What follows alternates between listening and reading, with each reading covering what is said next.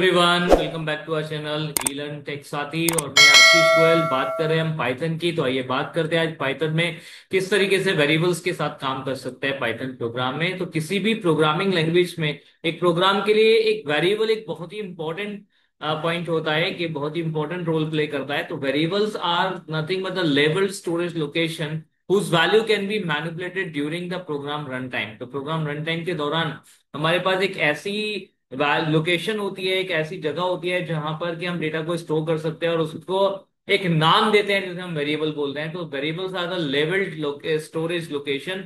तो एक स्टोरेज में जो वैल्यू हम रख रहे हैं उसको हम चेंज भी कर सकते हैं ड्यूरिंग द प्रोग्राम एग्जीक्यूशन। जैसे मान लीजिए हमने दिया x=10, तो x यहाँ पर एक वेरिएबल होगा जिसमें हमने 10 स्टोर किया है।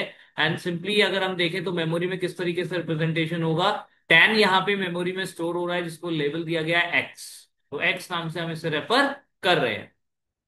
ठीक है। सेम वे आप चाहें तो प्रोग्राम के अंदर कभी भी, जैसे बोला, प्रोग्राम के अंदर आप कभी भी टाइम किसी भी टाइम पर वैल्यू को चेंज कर सकते हैं। तो लाइक आपने यहाँ पे क्या किया, x=hello। तो आपने यहाँ पे x=hello किया और यहाँ पे वैल्यू को चेंज कर दिया। तो यहाँ वैल्यू चेंज हो जाएगी। Now x is referring to hello. Okay, उस टाइप से आप यहाँ पे वैल्यू चेंज कर सकते हैं। इवन वैल्यू का टाइप भी चेंज कर सकते हैं। पहले हमने इंटीजर टाइप रखा हुआ था, अभी हमने टेक्स्ट टाइप रखा हुआ है, स्ट्रिंग टाइप रखा हुआ है। तो इंटीजर हो, स्ट्रिंग हो, न्यूमेरिक हो, नॉन न्यूमेरिक हो, स्ट्रिंग हो, कोई सा भी टाइप का आप वैल्यू यहाँ पर रख सकते हैं बड़े आराम से। और उसके लिए आपको पाइथन कभी कंप्लेन नहीं करता। इसी को बोलते हैं डायनेमिक टाइपिंग। बात करेंगे भी उसकी। As seen in Python, a variable is defined by assigning to its some value. Right. तो कोई भी वेरिएबल डिक्लेयर करने का तरीका है कि आप उसको कोई वैल्यू असाइन कर दीजिए। जैसे हमने यहाँ पे x=10 किया, यहाँ पर कि आपका 10 जो है असाइन करते ही x नाम का एक वेरिएबल बन चुका है, डिफाइन हो चुका है। अब आप इसे प्रोग्राम में फर्दर यूज कर सकते हैं।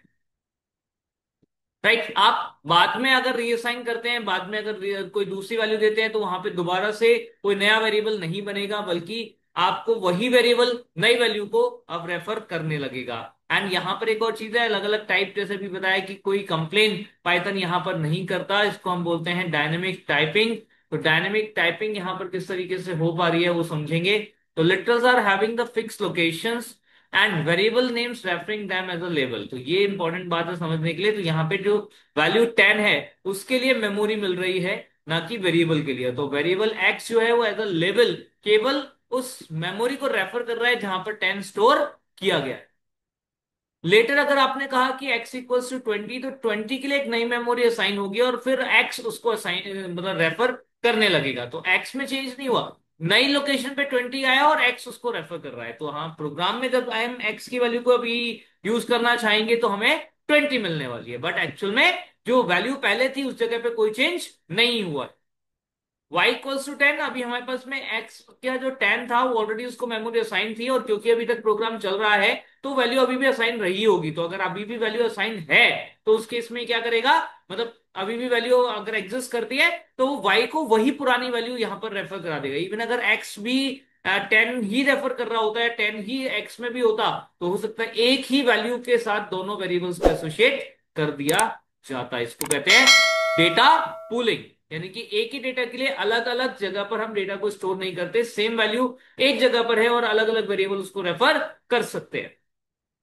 In case of static typing, a data type is associated with a variable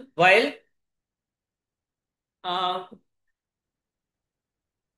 while declaration in the type of variable can't be changed, whereas there is no such restriction in dynamic typing as we have seen, right? Assigning same value to multiple variables, हम multiple variables को एक ही value assign कर सकते हैं। Like this, ABC को हमने 10 assign कर दिया, यहाँ एबीसी तीनों के लिए 10 सेम वैल्यू रहेगी, राइट? इसी तरीके से आप यहाँ पे मल्टीपल वैल्यूज को मल्टीपल वेरिएबल्स में भी असाइन कर सकते हैं। लाइक आपने दिया a b and c, comma लगाकर तीन वैल्यूज दे दी आपने 10 20 30, कॉमा लगाकर, तो करस्पॉन्डिंग ए बी और सी में 10 20 एंड 30 असाइन हो जाएगा। तो इस तरीके से आप सिंपली वेरिएबल्स को यूज कर सकते हैं, डिक्लेयर कर सकते हैं अपने पाइथन प्रोग्राम्स में, राइट?